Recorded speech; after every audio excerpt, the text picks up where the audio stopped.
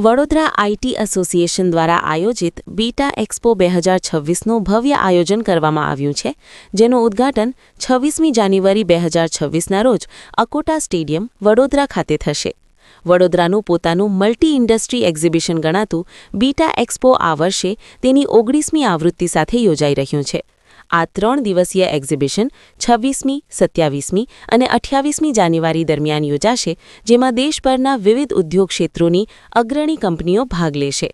IT surveillance, renewable energy, power, pharma, healthcare, fire safety, electrical અને industrial automation સહિતના અનેક sectors પોતાની નવીનતમ પ્રોડક્ટ્સ અને ટેકનોલોજીનું પ્રદર્શન કરશે. બીટા એક્સપોનો મુખ્ય હેતુ વડોદરા અને મધ્ય ગુજરાતના આર્થિક વિકાસને વેગ આપવાનો, સ્ટાર્ટઅપ્સને પ્લેટફોર્મ પૂરું પાડવાનો અને વૈશ્વિક ટેકનોલોજી સ્થાનિક ઉદ્યોગકારો સુધી પહોંચાડવાનો છે.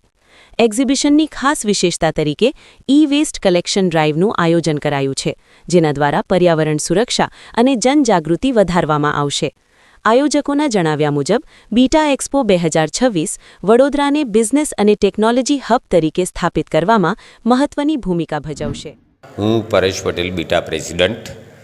બીટા બરોડા આઈટી એસોસિએશન એનું 19મું એક્ઝિબિશન કરવા જઈ રહ્યું છે. તારીખ 26 જાન્યુઆરીના રોજ ઉદ્ઘાટન છે. આપ સર્વને અહીં આવવા હું આમંત્રણ આપું છું. આ એક્ઝિબિશન મલ્ટી ઇન્ડસ્ટ્રીઝ એક્ઝિબિશન છે, મલ્ટી ઇન્ડસ્ટ્રીઝ એક્સપો છે. તો તમે બધા આવો અને એનો લાભ ઉઠાવો. આમાં બીટાનો આ એક્ઝિબિશન પાછળનો પર્પઝ લોકોને નવી ટેકનોલોજી અને નવા ઉપકરણોની જાણ કરવાનો છે અને મધ્ય ગુજરાતની ઇન્ડસ્ટ્રીઝને એક પ્રોત્સાહન મળી રહે એની માટેનું આ પ્લેટફોર્મ અમે પૂરું પાડીએ છીએ. નવા સ્ટાર્ટઅપને બી એક પ્લેટફોર્મ અમે પૂરું પાડી રહ્યા છીએ. તો નવા ઉપકરણો, નવી દુનિયાની નવી આવતી ટેકનોલોજીને જાણવા આપ સૌને હું અહીં આમંત્રણ આપું છું. બીટા એક્સપો એ બીટાનું 19મું એક્સપો છે, જે 26, 27, 28 જાન્યુઆરી અકોટા સ્ટેડિયમ ખાતે યોજાઈ રહેલ છે. બીટા એક્સપો 2026 એટલે કે વડોદરાનું પોતાનું એક્સપો, એક એવું એક્સપો જેને ડિઝાઇન કરવામાં આવ્યું છે વડોદરાના એન્ટરપ્રિનર્સના સર્વાંગી ગ્રોથ માટે. તમે જોયું હશે કે આજે ઔદ્યોગિક વિકાસ જે છે એ વડોદરાના 360 ડિગ્રીમાં ફેલાયેલો છે. ખૂબ નવી કંપનીઓ, ખૂબ મોટી કંપનીઓ વડોદરાની આજુબાજુમાં આવી રહી છે, સ્થાપિત થઈ રહી છે અને એમનો ઉદ્યોગ કરી રહી છે. પણ એમના દ્વારા જે ધંધો ઉત્પન્ન થાય છે, કાં તો એ અમદાવાદ જતો રહે છે, કાં તો મુંબઈ જતો રહે છે. કેમ?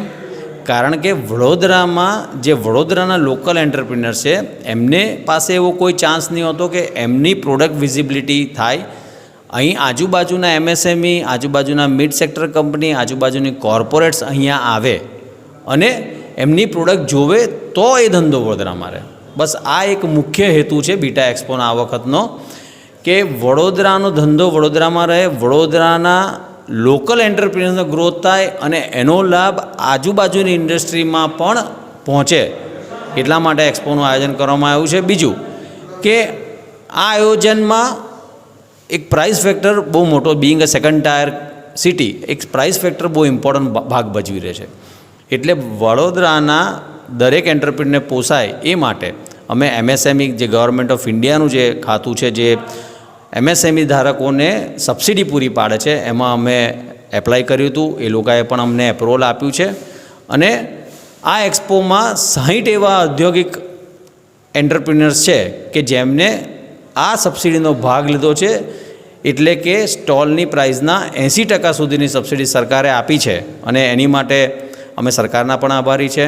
તથા અમે વડોદરાની જનતાને બી અમારી અપીલ છે કે આ લોકો વડોદરાના છે, વડોદરા માટેનું એક્સપો છે.